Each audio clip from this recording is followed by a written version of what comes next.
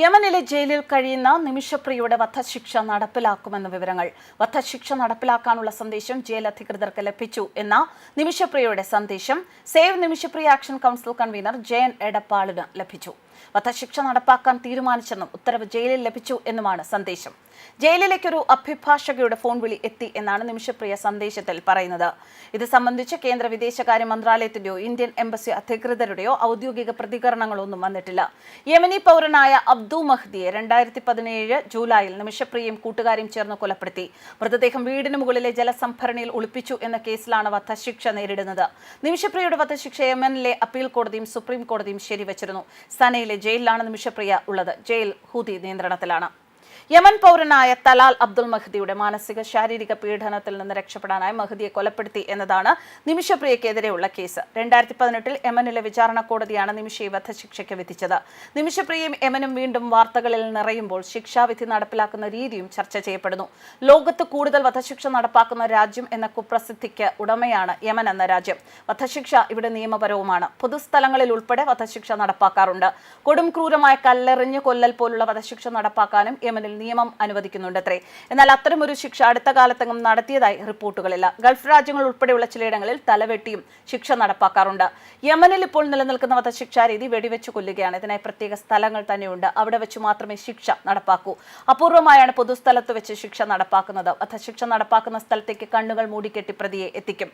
അവിടെ തറയിൽ ഒരു പുതപ്പോ കാർപ്പറ്റോ വിരിച്ചിട്ടുണ്ടാവും. പ്രതിയുടെ കൈവിലങ്ങുകൾ അഴിച്ചുമാറ്റിയ ശേഷം മുഖം കീഴേക്കാക്കി കമിഴ്ന്നു കിടക്കാൻ ആവശ്യപ്പെടും. പ്രതി ആ നിർദ്ദേശം അനുസരിച്ച് അല്പം കഴിയുന്നതോടെ തന്നെ ആരാച്ചാർ ശിക്ഷ നടപ്പാക്കും. പ്രതിയുടെ മുതുകിൽ ഹൃദയത്തിന്റെ ഭാഗത്തേക്കാണ് വെടിയുണ്ട പായിക്കുന്നത്. ഓട്ടോമാറ്റിക് റൈഫിൾ കൊണ്ടാണ് ഒന്നിലധികം തവണ വെടിവെക്കുക. വെടിയുണ്ടകളേറ്റ് ഹൃദയവും സുഷുമ്നയും ശ്വാസകോശവും തകർന്ന് ലവലേശം വേദന പോലും അറിയാതെ പ്രതി ഈ ലോകത്തോട് വിട പറഞ്ഞിട്ടുണ്ടാവും. പ്രതിയുടെ ഹൃദയം ഏതു ഭാഗത്താണെന്ന് ആരാച്ചാർക്ക് ഡോക്ടർ കൃത്യമായി കാണിച്ചു കൊടുത്തിരിക്കും.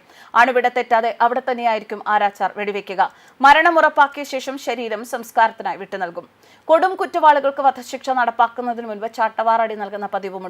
കൊലപാതകം, ബലാത്സംഗം തുടങ്ങിയ കുറ്റങ്ങൾക്കാണ് യമനിൽ സാധാരണ വധശിക്ഷ നടപ്പാക്കുന്നത്. ഇതിനൊപ്പം വ്യഭിചാരം, മതനിന്ദ, മയക്കുമരുന്ന് കടത്തൽ, കൊള്ള, മരണത്തിലേക്ക് നയിക്കുന്ന സ്വത്ത് നശിപ്പിക്കൽ, രാജ്യദ്രോഹം, കള്ളസാക്ഷി പറയുക എന്നിവയ്ക്കും വധശിക്ഷ നൽകാറുണ്ട്. രാജ്യദ്രോഹം, മതനിന്ദ, മയക്കുമരുന്ന് കടത്ത്, ചാരവൃത്തി എന്നിവ കൊടും കുറ്റകൃത്യങ്ങളുടെ പട്ടികയിൽ ഉള്ളതാണ്.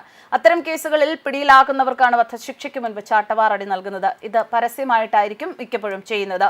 ശിക്ഷയുടെ കാഠിന്യം കണ്ടറിഞ്ഞ് മറ്റുള്ളവർ അത്തരം തെറ്റ് ആവർത്തിക്കാതിരിക്കാനാണ് ഇങ്ങനെ ചെയ്യുന്നത്. നാളുകൾ നീണ്ട വിചാരണയ്ക്ക് ശേഷമാണ് ശിക്ഷ നടപ്പാക്കുന്നത്. ഈ സമയം അപ്പീൽ കൊടുക്കാനും കൊലപാതകമാണെങ്കിൽ ബ്ലഡ് മണി നൽകി കേസ് ഒത്തുതീർപ്പാക്കാനും അവസരമുണ്ടാകും. യമൻ ഭരണാധികാരി ദയാ ഹർജി തള്ളുന്നതോടെ വധശിക്ഷ നടപ്പാക്കാനുള്ള തീയതി കുറിക്കും.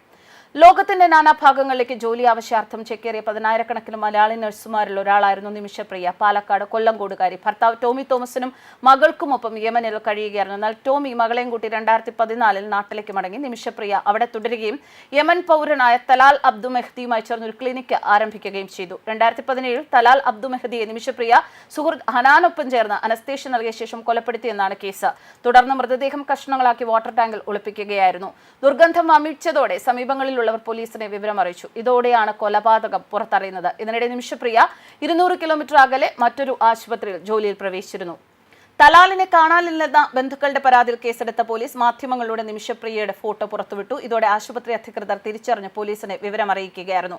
അങ്ങനെയാണ് 2017 ഓഗസ്റ്റിൽ നിമിഷപ്രിയയും സുഹൃത്ത് ഹനാനും അറസ്റ്റിലായത്. തുടർന്ന് വിചാരണ നടത്തി നിമിഷപ്രിയ വധശിക്ഷയ്ക്കും ഹനാനെ ജീവപര്യന്തത്തിനും വിധിക്കുകയായിരുന്നു. എന്നാൽ നിമിഷപ്രിയ തലാലിന്റെ ഭാര്യയാണ് എന്ന തരത്തിലും രേഖകളുണ്ട്. ഇത് ക്ലിനിക്കിന് ലൈസൻസ് എടുക്കാൻ ഉണ്ടാക്കിയ താൽക്കാലിക രേഖ മാത്രമാണെന്നാണ് നിമിഷപ്രിയ പറഞ്ഞത്. ലഹരി മരുന്നിന് അടിമയായിരുന്നു തലാൽ. അയാൾക്കും കൂട്ടുകാർക്കും വഴങ്ങാൻ നിർബന്ധിക്കാറുണ്ടായിരുന്നതായും നിമിഷപ്രിയ കോടതിയിൽ വാദിച്ചിരുന്നു. നേരത്തെ ഇയാൾക്കെതിരെ നൽകിയ പരാതിയിൽ തലാൽ ജയിലിലായിരുന്നു. പുറത്തിറങ്ങിയ ശേഷം ഇയാൾ കൂടുതൽ അപകടകാരിയായി. അങ്ങനെ ഒരു ദിവസം അനസ്തേഷ്യ നൽകി മയക്കുകയായിരുന്നു. പക്ഷെ ഉണരുന്നില്ലെന്ന് കണ്ടതോടെ സഹപ്രവർത്തകയായ ഹനാനുമായി ചേർന്ന് കൊലപ്പെടുത്തി മൃതദേഹം മുറിച്ച് ടാങ്കിൽ നിക്ഷേപിച്ചു എന്നാണ് നിമിഷ കോടതിയിൽ പറഞ്ഞത്. News desk Karma news.